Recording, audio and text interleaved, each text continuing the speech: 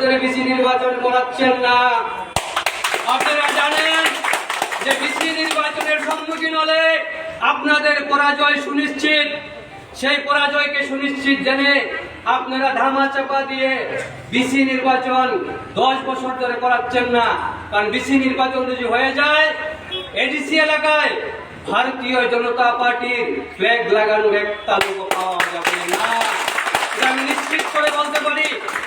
এখানে বিজেপির নেতারা কিছুদিন আগে ভাষণ দিয়েছেন যে আমরা 48 করমচড়ায় 22টা বিসি নিরঙ্কুশ ভাবে আমরা জয়লাভ করব। 22টা বিসি আমাদের বিধানসভায় 22টা বিসি আছে। আমি বলি, আমি 82 মাইলে আমার বাড়ি। এখানে যারা আছেন কাঞ্চনচড়া এবং লালকাটার ত্রিপুরা মতের কর্মীরা, একটা ওয়ার্ড আপনারা জিতে দেখান। একটা ওয়ার্ড বিসির একটা ওয়ার্ড আপনারা জিতে দেখান, সেটা আমার চ্যালেঞ্জ।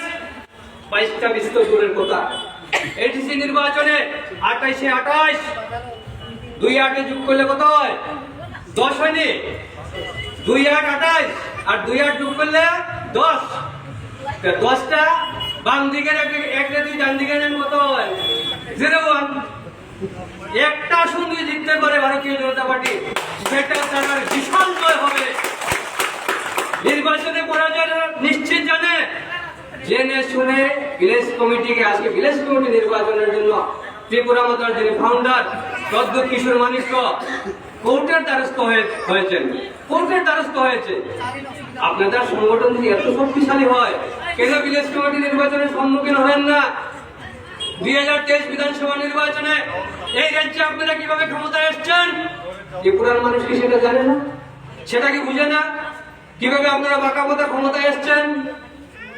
আমি দীর্ঘক্ষণ রেলি করে এসছেন, সবাই পরিশ্রান্ত হয়েছেন। আমার আলোচনা আজকে দীর্ঘায়িত করব না।